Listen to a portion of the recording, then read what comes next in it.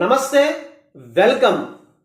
విద్యార్థుల జీవితాలతో సంబంధం ఉన్న నీట్ ఎగ్జామ్ పేపర్స్ లీకేజ్ లాంటి అంశాల మీద త్వరగా స్పందించవలసిన, అలాగే ఇలాంటివి ఫ్యూచర్లో రిపీట్ కాకుండా చర్యలు తీసుకోవాల్సిన బాధ్యత నరేంద్ర మోడీ ప్రభుత్వం మీద 100% ఉంది. దాంట్లో ఎటువంటి డౌట్ లేదు.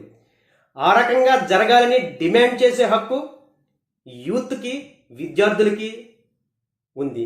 అయితే ఈ పేరుతో, జెడ్ పేరుతో భారతదేశాన్ని మరో నేపాల్లా, మరో బంగ్లాదేశ్లా మార్చాలనుకోవడం మాత్రం 100% తప్పే. అసలు ఏదో జరుగుతోంది, జరగబోతోంది. అందుగురించే నరేంద్ర మోడీ స్వయంగా తనే రంగంలోకి దిగడం మనకి కనిపిస్తుంది. నిన్న ఒక్కరోజులోనే నరేంద్ర మోడీ 3 సార్లు ఈ విషయం మీద రెస్పాండ్ అవ్వడం జరిగింది.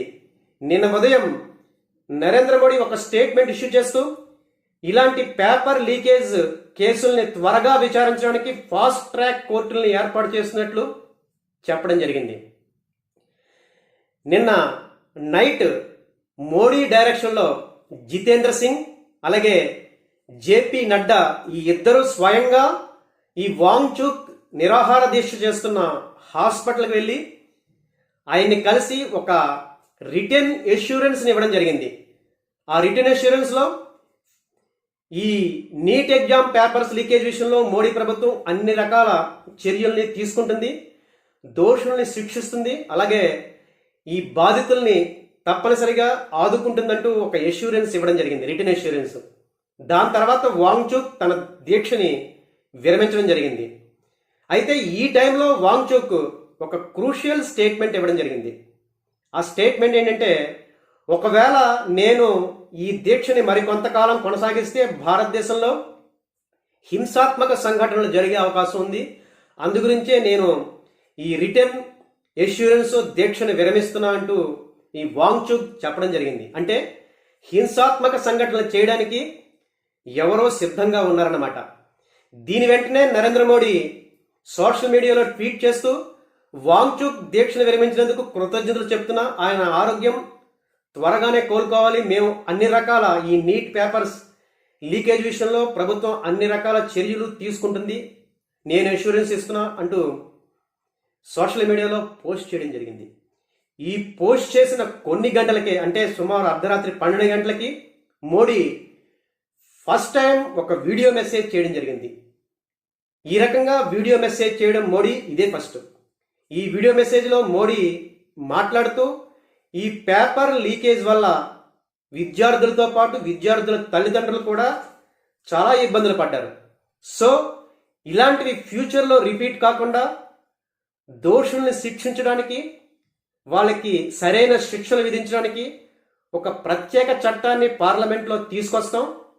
దానికి సంబంధించి రేపు కేంద్ర కేబినెట్లో నిర్ణయించి ఒక బిల్లుని వచ్చే పార్లమెంట్ సమావేశాల్లో తీసుకొస్తామంటూ ఈ వీడియోలో ఒక ఎష్యూరెన్స్ ఇవ్వడం జరిగింది. అంటే కాక్రోచ్ జనతా పార్టీ అన్ని డిమాండ్లని ఎక్సెప్ట్ ధర్మేంద్ర ప్రధాన్ రిజగ్నేషన్ చేయడం తప్పితే మిగతా అన్ని డిమాండ్లని నరేంద్ర మోడీ ప్రభుత్వం స్వయంగా అంగీకరించినట్లయింది, అన్ని డిమాండ్లని యాక్సెప్ట్ చేయడం జరిగింది. అయితే ఇన్ని రకాలుగా మోడీ ప్రభుత్వం ముందుకొచ్చిన కాక్రోచ్ జనతా పార్టీ మాత్రం ధర్మేంద్ర ప్రధాన్ రిజైన్ చేసే వరకు మేము ఈ ఉద్యమాన్ని ఆపము అని ప్రకటించడం, దీని వెనుక ఉన్న ఉద్దేశం ఏంటి?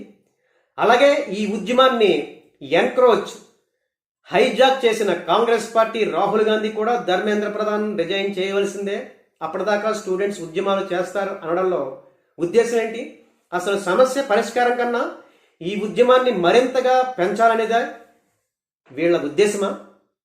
సో ఈ రకంగా నరేంద్ర మోడీ స్వయంగా తనే రంగంలోకి దిగి ఈ నీట్ ఎగ్జామ్ పేపర్స్ విషయం మీద చర్యలు తీసుకోవడాన్ని మీరు సమర్థిస్తారా?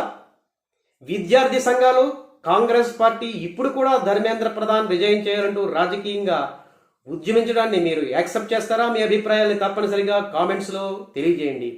వీడియో నచ్చితే లైక్ చేయండి, అలాగే నా ఛానల్ నేమ్ తప్పనిసరిగా సబ్స్క్రైబ్ చేసుకోండి. Thank you.